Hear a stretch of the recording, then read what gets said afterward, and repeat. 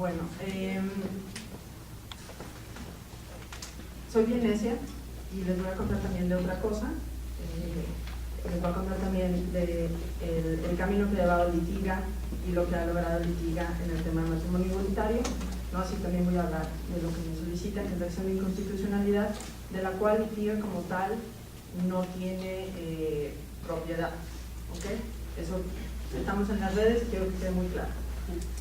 La acción de inconstitucionalidad funciona de esta manera. En diciembre del 2017, el Congreso del Estado modifica dos artículos del Código Civil, del 140 y el 148, para modificar la edad en la cual te puedes casar. Es una acción para ponerle un límite a los matrimonios infantiles. Estamos todos de acuerdo que eso es importante, sucede, pasa, y se publica la reforma.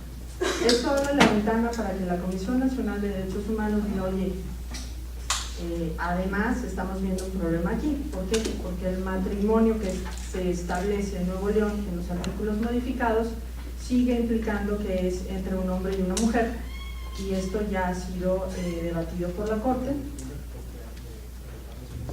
Claro, bueno, ese es el otro cuento. Entonces vamos a promover una acción de inconstitucionalidad en particular sobre estos dos, y en consecuencia por el 147 que define el matrimonio. Es decir, la lógica es la siguiente: del 147 que define el matrimonio como la unión entre un hombre y una mujer y vinculándolo con la procreación como finalidad, se desprenden el 140 y el 148 que hacen referencia a la edad. Entonces, en esa lógica, la Comisión Nacional de Derechos Humanos, en el término de la ley, le pide a la Suprema Corte que analice el tema por la vía de la acción de inconstitucionalidad, que es la que resuelve la Corte ahora el 19 de febrero, que fue nota nacional e internacional, ¿sí? La Suprema Corte decide en su acción de inconstitucionalidad anular porciones normativas de estos artículos, del 140, del 148 y en consecuencia del 147. Anula porciones. ¿Cuáles porciones? Las que dicen entre el hombre y la mujer, entre un hombre y una mujer, y la porción que hace referencia a la procreación. Estando invalidadas esas porciones, el efecto inmediato es la posibilidad del matrimonio igualitario, la posibilidad de que una pareja conformada por dos personas del mismo sexo se puedan casar en Nuevo León. ¿Sí?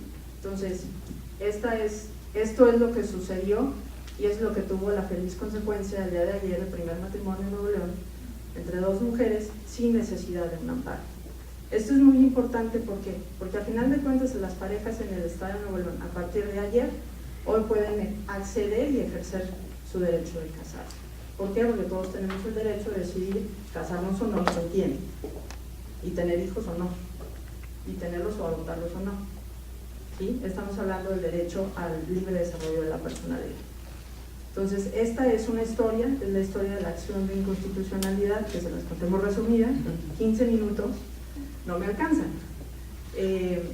La otra parte de la historia que les quiero contar y que para nosotros es muy importante como Litiga es el tema de los juicios de amparo.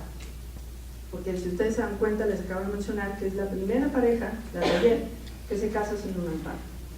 Con amparo ya se han casado 6 parejas y hay una cantidad enorme de ejecutorias de sentencia que, bueno, las parejas al final decidieron no casarse aunque tuvieron su amparo. O no nos invitaron a la pachanga y no los hemos contado. Sucedió también.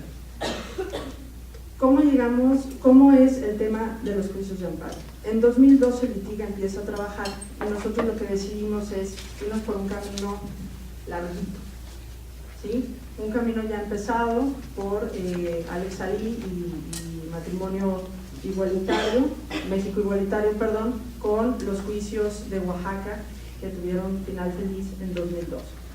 ¿Sí? En ese mismo año, en Nuevo León, nos planteamos la posibilidad de trabajar por la misma estrategia a través de juicios de amparo para que parejas del mismo sexo, ante la negativa del registro civil, lograran su sentencia y se pudieran casar. En ese universo ocurre el primer matrimonio en Nuevo León con amparo, que sucedió el 13 de febrero del 2016. Así bien rojo. ¿Ok? Este camino acumula 17 juicios de parejas La cuenta es en diciembre del 2017, ¿ok? Más otros dos colectivos, uno de 48 personas y otro de 118. Son un montón, ¿ven? Que también se ganaron.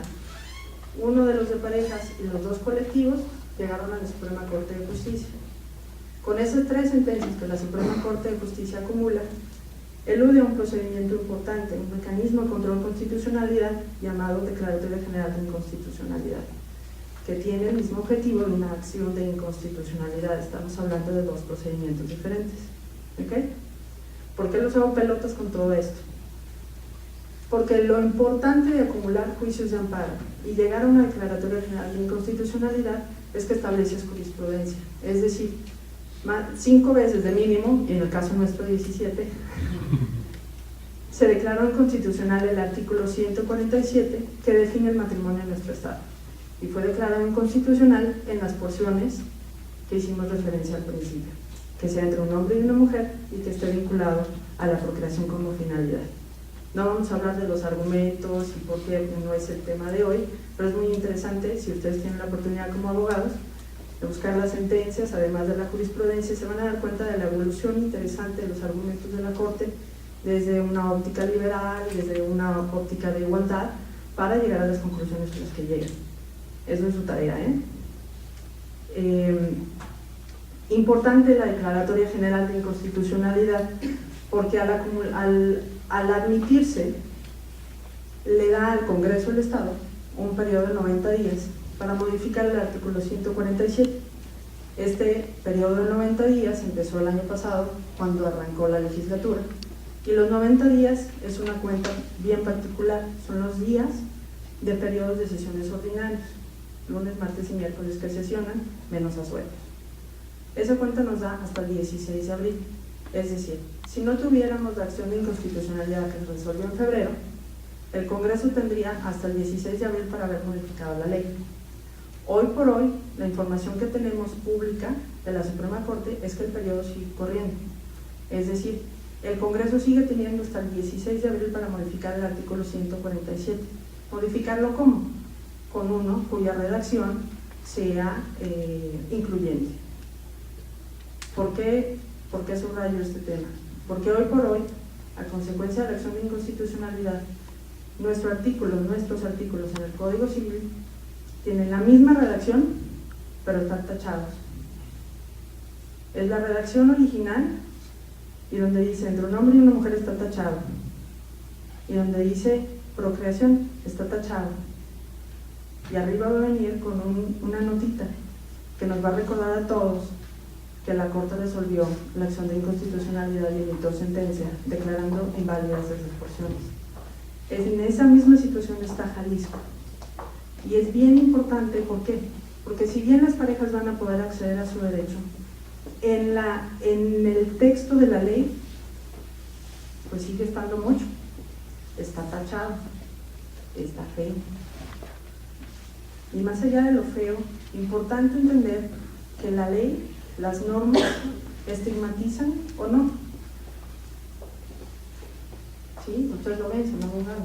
A través de las normas, a través de la ley, estamos mandando mensajes. Y lo que estamos diciendo en Nuevo León con un artículo feo y tachado es que el Congreso no le importó que haya una minoría en una situación de vulnerabilidad. ¿Ok? No los quiero hacer mucho pelotas con esto, pero importante subrayar que en la práctica las parejas ya van a poder acceder a su derecho a partir del día de ayer, que fue la primera pareja en casarse. Importante que tendría que modificarse el artículo para uno correcto, uno que amplíe derechos, uno que permita el acceso como debe ser al matrimonio a las parejas del mismo sexo, y que está pendiente lo que pudiera o no suceder con la Declaratoria General de Inconstitucionalidad. Hay escenarios en que no vaya a suceder nada, y nosotros queremos pensar que hay posibilidad de que suceda. Entonces, hasta aquí lo voy a dejar, porque creo que ya los mareé a todos, y paso el micrófono.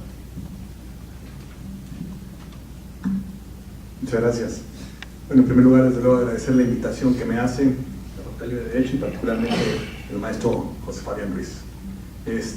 Bueno, también agradecerle al maestro Puertas que nos haya prestado esta antigüedad que nos explicaba. Hace un momento casualmente encontramos al maestro Puertas, la traía en la mano, y nos explicaba que se utilizan las bodas en el Tíbet, y que se llena de grano como una cosa simbólica de que les vaya bien al nuevo matrimonio. Entonces Josefarian se la pidió para que engalanara, aquí adornara precisamente esta plática sobre matrimonio igualitario. Entonces le agradecemos al maestro Puertas.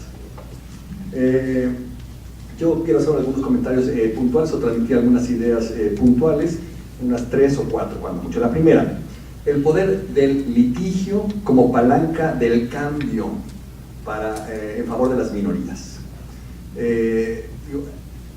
Históricamente el concepto de la ley es la expresión de la mayoría, la voluntad soberana, convertida en mandato obligatorio, que obliga desde luego a todos los destinatarios de la misma. Sin embargo, en el siglo XX, particularmente después de la Segunda Guerra Mundial, la transformación del concepto de derecho más como una herramienta de protección de los débiles, en lugar de la expresión de los fuertes o las mayorías políticas, el derecho como un instrumento de protección de los débiles. Y entonces, en ese sentido, me da mucho gusto ver cómo los jóvenes o las nuevas generaciones están sabiendo aprovechar esa posibilidad del derecho como palanca de cambio, digo particularmente ONGs como Litiga Derechos Humanos, que precisamente a través de juicios logran mover a los poderes legislativos que por regla general se comportan en el sentido de favorecer a las mayorías políticas o la opinión mayoritaria.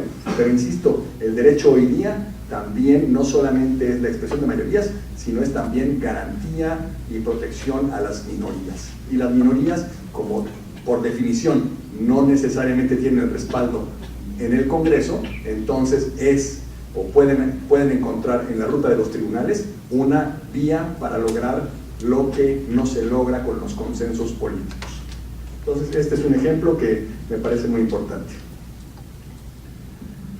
Me gustaría hacer algunos comentarios sobre el fondo de este asunto y otros asuntos que tienen que ver con derechos humanos o la progresividad de los derechos humanos, particularmente en estos temas de preferencias sexuales o el otro tema que teníamos también muy reciente sobre interrupción del embarazo o aborto.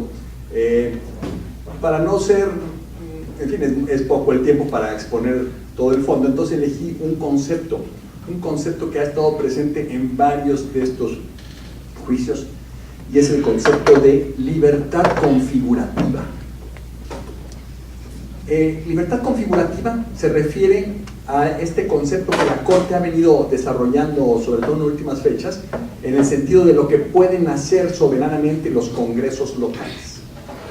Entonces, ese concepto de libertad configurativa justificó validar la reforma del matrimonio igualitario del año 2010 en la Ciudad de México. En aquella época se presentó una acción de inconstitucionalidad, la Suprema Corte debate el tema y resuelven validar esa reforma porque reconocen al Congreso o a la Asamblea Legislativa de la Ciudad de México la libertad configurativa en temas de derecho civil. Entonces validan por ese argumento la reforma de 2010.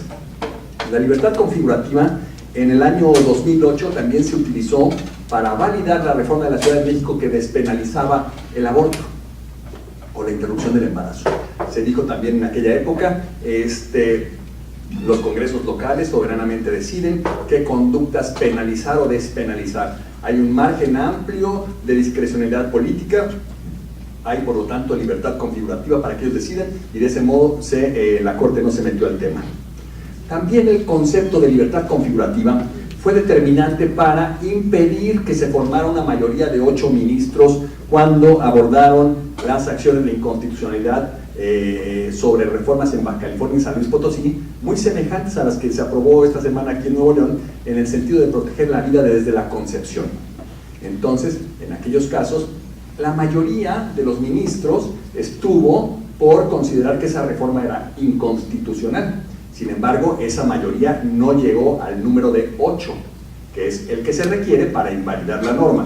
Consecuentemente, ¿y esto por qué? Porque hubo una minoría de 4 ministros que tomaron este argumento de la libertad configurativa para decir que los congresos locales podían decidir sobre el tema de la de la protección de la vida desde la concepción, en fin, según cada estado lo pudiera decidir, porque después de todo somos una federación, cada estado tiene su propia personalidad, hay estados conservadores, estados más liberales, cada estado con una realidad distinta, y en ese sentido, como somos pacto federal, se respeta la diversidad y la pluralidad. Eso era el argumento de la libertad configurativa.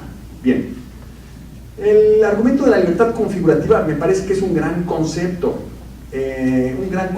pero con límites, desde luego. Es un gran concepto porque durante muchos años en nuestro país el tema del régimen interior de los estados fue también un concepto, fue letra muerta. Los estados no se les reconocía ninguna soberanía o ningún grado de soberanía, no obstante que la Constitución, en el artículo 41, dice que los estados son soberanos en todo lo que corresponde a su régimen interior. Entonces, ¿qué es régimen interior? Fue una categoría que siempre estuvimos vacía. Ahora, a mí me gusta mucho el concepto de libertad configurativa porque creo que es casi equivalente al régimen interior. Esto es, todos aquellos temas que se puedan desarrollar por los congresos locales, de manera, o sea, que tengan un margen de disponibilidad los congresos locales, porque la Constitución no pone condiciones de cómo desarrollar, o no pone límites, o pone límites, pero dentro de esos límites se puede tener discrecionalidad para legislar. Ese tema es, desde mi punto de vista, el régimen interior. O sea, todo lo que no está determinado por la Constitución Federal, sino que los estados pueden libremente decidir. Por eso yo veo régimen interior y libertad configurativa muy semejantes. Es un tema, por lo tanto, que me parece muy bueno de desarrollar. Pero particularmente lo veo con mucho potencial en los temas de constitucional orgánico. O sea, en lo que es la estructura del Estado, la definición de órganos, atribuciones, procedimientos orgánicos. En ese tema lo veo con mucho potencial. Por decir algo, veía hace rato en el periódico que el Movimiento Ciudadano, al cual pertenece el diputado Colosio, recientemente presentó, el día de hoy, presentó una iniciativa para que los regidores sean electos de manera directa y no por planilla.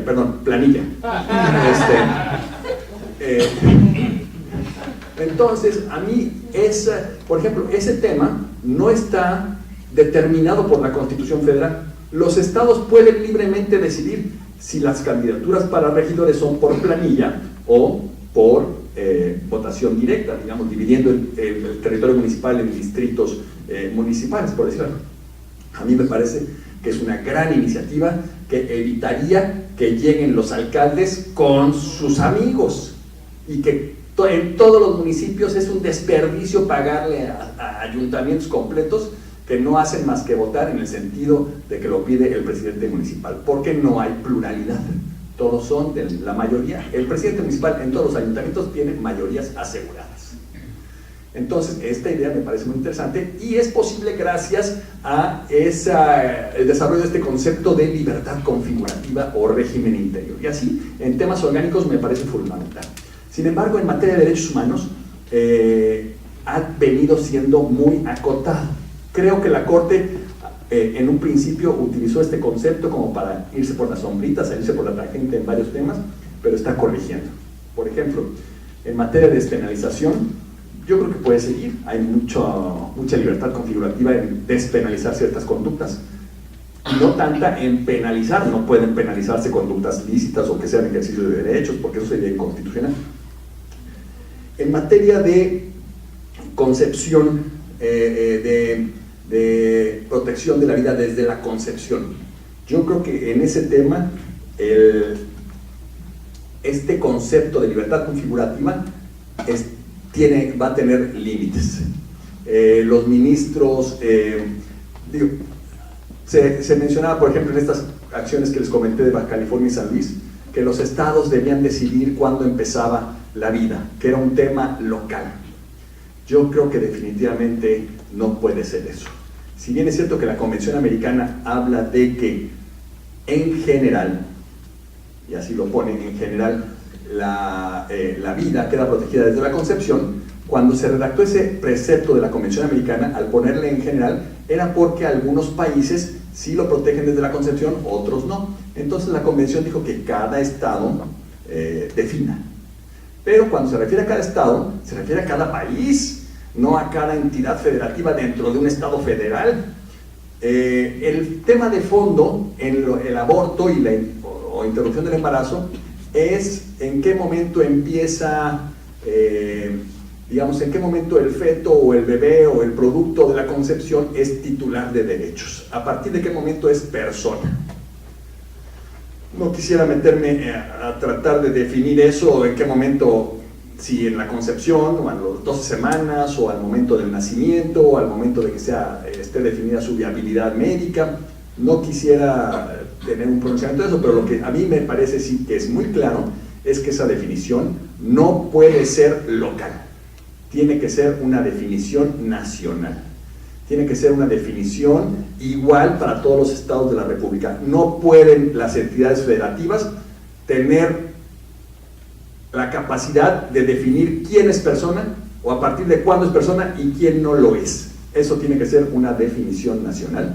Yo siento que, por lo tanto, ya se mencionó que cabe la posibilidad de impugnar esa decisión reciente del Congreso. Yo pienso que tendría muchas oportunidades de prosperar en la Suprema Corte de Justicia de la Nación, porque los ministros conservadores que en este tema introducían el concepto de libertad configurativa ya no están. Y ahora hay una mayoría de ministros liberales de los que comparten la idea de que esa definición debe ser una definición nacional. Y en el tema que nos interesa más el día de hoy, el de matrimonio igualitario, pues ahí ya quedó muy claro. Si bien en la primera acción de inconstitucionalidad de la Ciudad de México el tema de libertad configurativa fue determinante, posteriormente en los que se refiere Angie, ya después de Oaxaca en 2012, el tema de la libertad configurativa quedó superado y la Corte claramente introdujo en este tema el derecho, el respeto al libre desarrollo de la personalidad, el respeto o la protección de las familias, pero las familias entendidas con una interpretación dinámica, no necesariamente la que se forma por parejas heterosexuales, sino familias, un amplio espectro de familias, y lo más importante, que no impedirles a las personas del mismo sexo contraer matrimonios, viola de manera directa el principio de no discriminación. Entonces, estos argumentos, como ustedes ven, se convirtieron en los centrales, y entonces sí, la Corte entró al toro por los cuernos, reconoció que ese tema sí estaba determinado por la Constitución Federal y dejó de lado el concepto de libertad configurativa. Entonces, eso me parece que es un concepto importante. Otra idea, aspectos procesales. Bueno, ya se refirió Angie a cómo ellos empezaron, como dice ella, por el camino largo, el camino de los amparos indirectos, que tuvieron que eventualmente llegar a la Suprema Corte o a su primera sala, y cómo después de varios precedentes en el mismo sentido, se configura una jurisprudencia por reiteración, y ahora, bajo el amparo de la nueva ley de amparo, se activa una vez que hay 5 precedentes en el mismo sentido, y los 5 precedentes se dieron en sesiones diversas, automáticamente se activa el procedimiento para la declaratoria general de inconstitucionalidad. Se le notifica al Congreso local y se le dan 90 días para que modifique los artículos estos que prevén el matrimonio y los esponsales como un tema de un hombre con una mujer. Y entonces le dan 90 días para que modifique, y si no lo hace, entonces se hará la declaratoria general de inconstitucionalidad declarando la invalidez de esos preceptos. Sin embargo, como este era el camino largo, porque además, obviamente que les hubiera gustado el camino corto, pero eso no es un camino disponible para el ciudadano, para el gobernado, porque solamente ciertos sujetos están legitimados para presentar las acciones de inconstitucionalidad, como es el caso de las minorías parlamentarias, el fiscal general de la República o el titular de la Comisión Nacional de Derechos Humanos, que fue en el caso concreto quien promovió la acción de inconstitucionalidad que se resolvió cuando ya estaba transcurriendo el plazo de 90 días para resolver el tema. Se pudo dar gracias a que hubo una reforma. Si no, no se hubiera podido dar. Exacto. Y claro, y aprovechó la CNDH el hecho de que hubo una reforma. A ese también es un bonito tema, porque hay un ministro, Pardo Rebolledo, que dice que reforma, en este caso, ¿cómo considerar que un artículo es reformado? Porque en el presente caso no se modificó el concepto del matrimonio, se modificó la edad. Entonces, para Pardo Rebolledo eso no es un nuevo artículo, o no se reformó la porción normativa que ahora se está declarando inválida. Entonces, como el plazo para promover la acción de inconstitucionalidad son 30 días, debiera estimarse que no se podía impugnar esa porción normativa, porque esa porción normativa no se modificó, ¿verdad? Sin embargo, ahí lo pueden ver ustedes, una corte ahora con una integración mucho más liberal, mucho más echada para adelante, superó ese argumento de procedencia. Entonces, llega la acción de inconstitucionalidad, declara inconstitucional en esas porciones normativas esos preceptos y dice, yo diría que es una sentencia aditiva, porque no se limita solo a anular esas partes del precepto, sino que además dice, ahí donde dice hombre y mujer, deberá leerse o deberá entenderse que dice pareja o dos personas del mismo o de diferente sexo, ¿verdad? Entonces, la Corte, digamos, es una sentencia aditiva en donde introduce lo que debe, sustituye una porción normativa por la otra, lo cual, por cierto, no es una cosa novedosa, tiene muchísimos años, desde una primera sentencia española en donde se impugnó el derecho de las viudas a recibir pensión. Entonces se promovió también un recurso de inconstitucionalidad, no porque las viudas no debieran tener derechos, sino porque el artículo nada más decía viudas y no viudos. Entonces el Tribunal Constitucional Español inaugura las sentencias aditivas cuando dice, bueno, no voy a anular el precepto, porque si lo anulo dejo a las viudas sin pensión. Más bien lo que voy a hacer es adicionarlo, de tal manera que ahí donde dice viudas, diga también viudos. Entonces algo semejante pasó aquí, no se limitó la Corte a expulsar del ordenamiento jurídico la porción normativa inconstitucional, sino que además dijo, y ahí donde quedó ese huequito, ahí vamos a leer en lo sucesivo, hombre y mujer, perdón, dos personas del mismo o de diferente sexo. Entonces, ¿qué es lo que sigue procesalmente? No lo sé, el tema de las declaratorias generales de inconstitucionalidad no ha tenido, como dicen los políticos, no ha transitado de manera tersa, ha tenido algunos problemas. Por ejemplo, hubo una que se plantea en la primera sala, porque ya había 5 precedentes en el mismo sentido, dice la primera sala, no, pero es un tema que no solamente es de la primera sala, sino es de las 2 salas, es del pleno. Entonces se va a pleno y se vuelve a abrir en la discusión, en fin. Ha habido problemas y yo creo que en este caso se va a presentar también una situación, digamos, que no se había presentado, una situación nueva. Claro, es una figura también nueva, la de la Declaratoria General de Inconstitucionalidad, porque podría darse el caso de que la Corte diga, bueno, ¿y ahora qué invalidamos si ya lo habíamos invalidado antes? Esto es, cabe la posibilidad de que declaren sin materia el procedimiento de la Declaratoria General de Inconstitucionalidad, porque la nulidad de la porción normativa ya está destruida. Sin embargo, digamos, aunque procesalmente el asunto podría terminar aquí, ojalá que políticamente no sea así.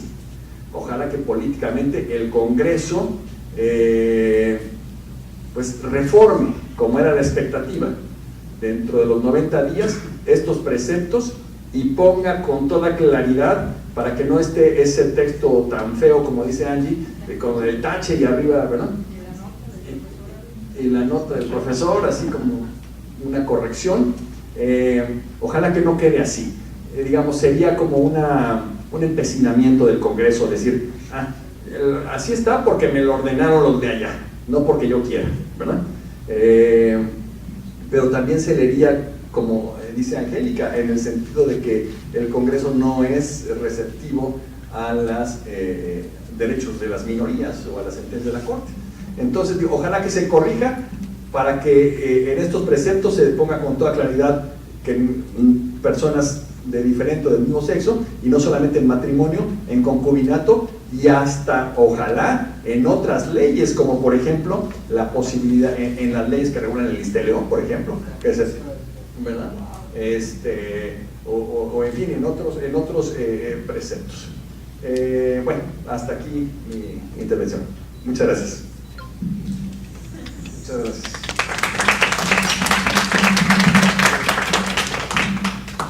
Buenas noches.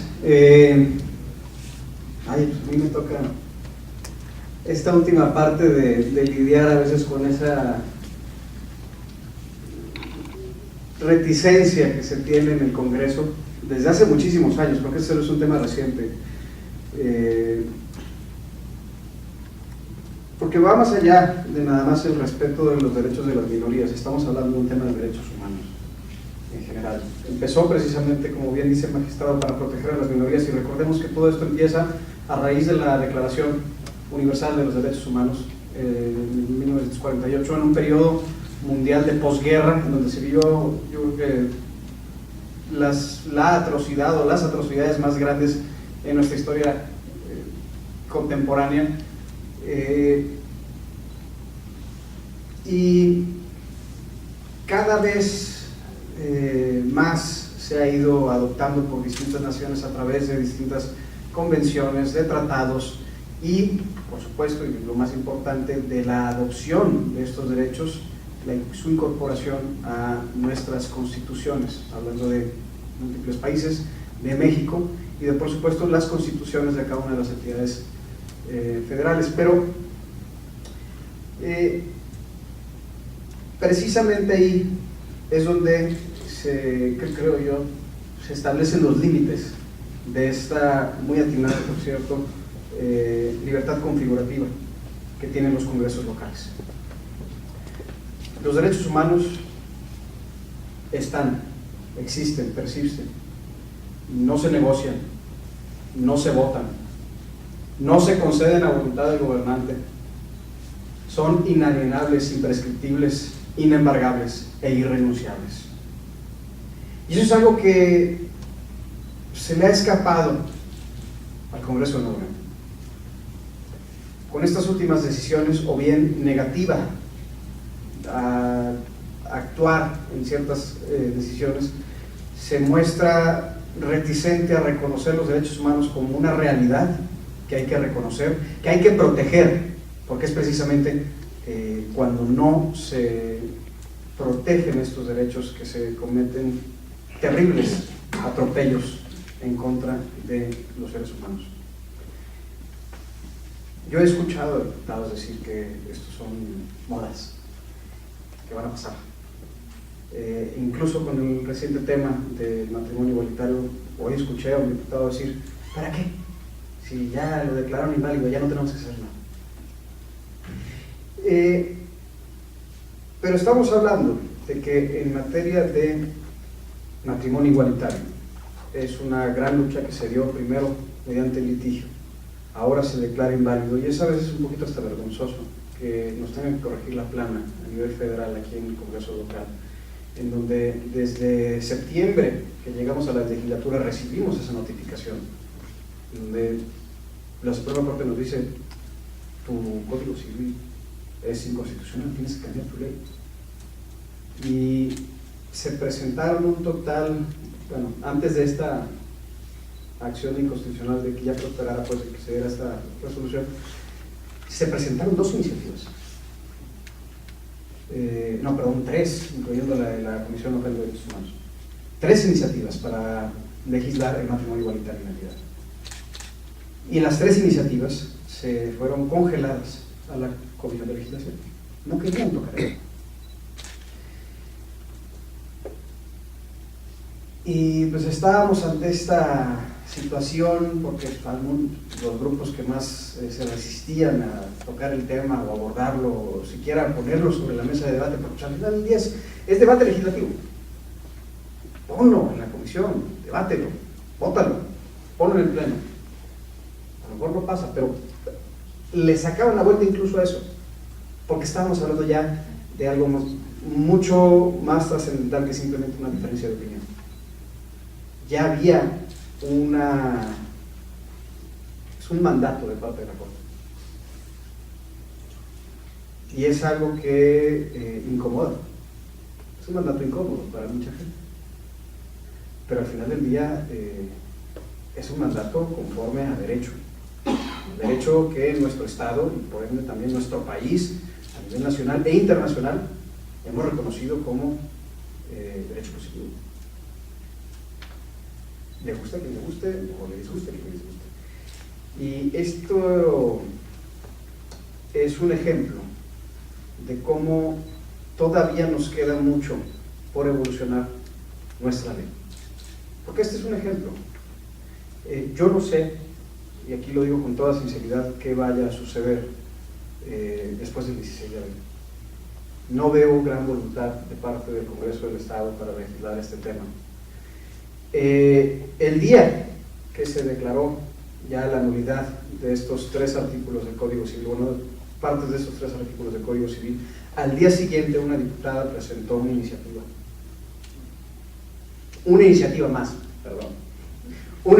más para legislar y cambiar el Código Civil de acuerdo a lo que ya había, ahora sí, determinado la Suprema Corte de Justicia. Y aquí yo sí quiero poner un ejemplo de cómo, desgraciadamente, la ley, incluso al interior del Congreso, que somos un cuerpo colegiado que se tiene que regir en apego a derecho porque hacemos el derecho, se aplica la ley de manera discrecional.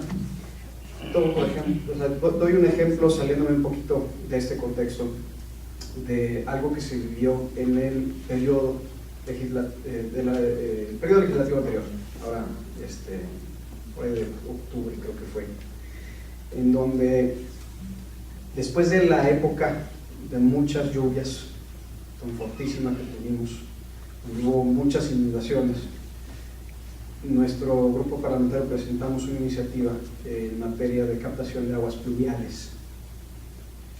Y por reglamento, como tiene que ver con desarrollo urbano, automáticamente el presidente del Congreso lo turnó a la Comisión de Desarrollo Urbano. Como un mes y medio después, otro compañero diputado de otra fracción parlamentaria presenta una iniciativa igual en materia de captación de aguas pluviales. Pero como no la lleva bien con la diputada que preside la Comisión de Desarrollo Urbano, dice, y solicito que sea turnada a la Comisión de Medio Ambiente. Y el presidente dice, bueno, pues que se turne a la Comisión de Medio Ambiente. Oiga, presidente, levantamos luego la mano. Usted mandó nuestra iniciativa, que es en el mismo sentido, a la Comisión de Desarrollo Urbano, y esta iniciativa tiene mucho que ver con la Comisión de Desarrollo Urbano, o sea, no es un tema tanto de medio ambiente como realmente sí lo es de desarrollo urbano. En todo caso, que se vayan unidas, que lo vean ambas comisiones. Y después de un largo debate, dijo, no, se va a la Comisión de Medio Ambiente. ¿Por qué? Porque se respeta la solicitud expresa del promovente. El artículo, perdón, pero yo sí, el artículo 00 del reglamento.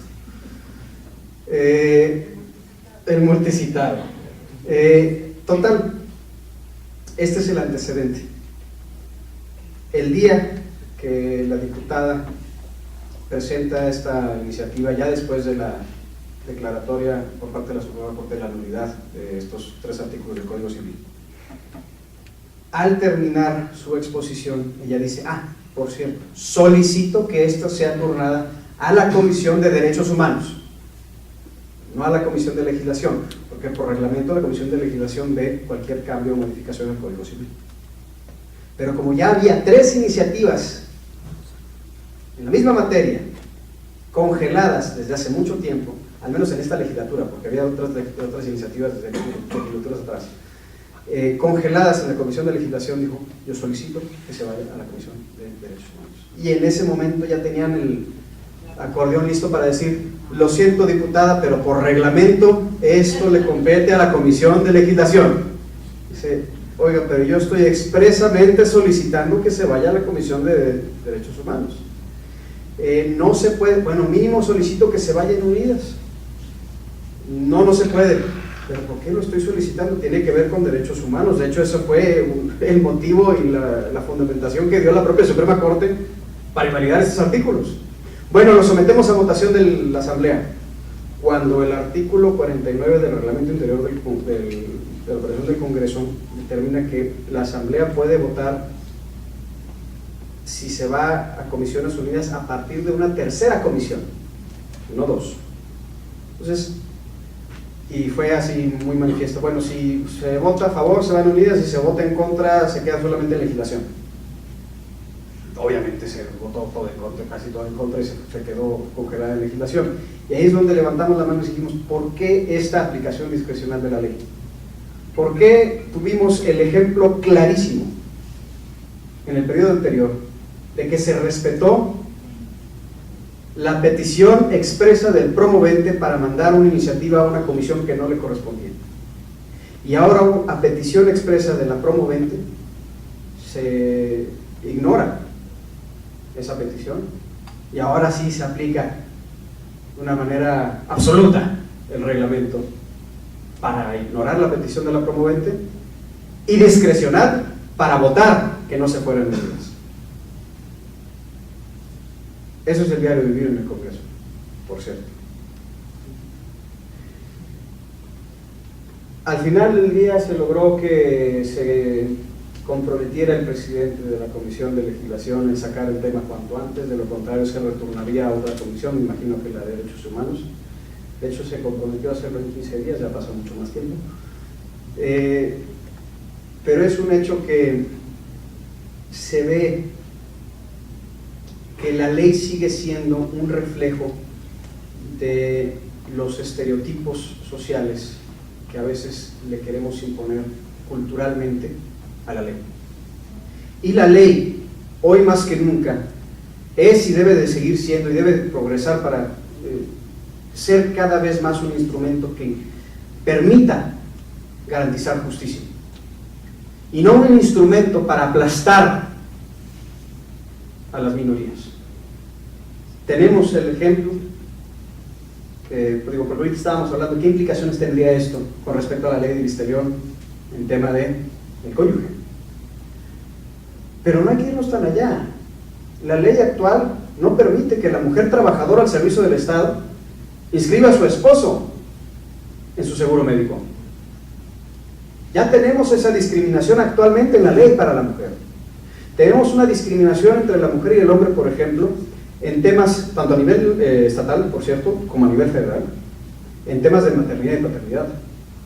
¿Por qué a la mujer le dan 90 días y al hombre solamente 10? Unos dirían: bueno, ese es el argumento médico. No necesariamente, porque esto se contempla incluso también en casos de adopción. Entonces hablamos de un derecho de paternidad y maternidad, pero también, lo más importante, un derecho a la primera infancia, en donde el bebé, el hijo, la hija tienen el derecho de convivir igualmente con sus dos padres. ¿Por qué esta distinción que hace la ley? ¿Por qué la ley busca asignarle roles a la familia basándose en estereotipos sociales, cuando le corresponde a la familia asignar esos roles de acuerdo a lo que les convenga a cada quien? En familias que tenemos cada vez padre y madre, en donde tenemos familias pues de doble ingreso, donde padre y madre trabajan para llevar el sustento a su casa, para sus hijos, ¿por qué la ley es el primer obstáculo para que libremente se desarrolle esa familia?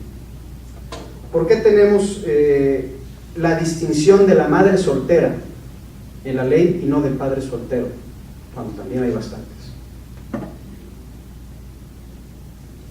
Estamos completamente de acuerdo en empoderar y proteger, y sobre todo hacerle justicia a la mujer, pero también tenemos que reeducar al varón, más en temas de corresponsabilidad familiar.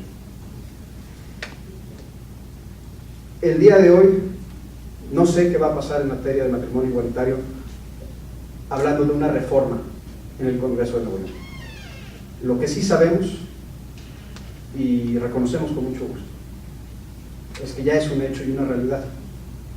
Y el día de ayer tuvimos el primer matrimonio sin necesidad de una padre, y el primero de muchos, en donde tendremos cada vez más el desarrollo de familias plenas, en donde empezaremos a romper esos estereotipos y paradigmas de intolerancia y de discriminación, y en donde podremos contar con un Nuevo León que cada vez más pueda ir reconociendo el valor del ser humano por el simple hecho de ser un ser humano, ni más ni menos.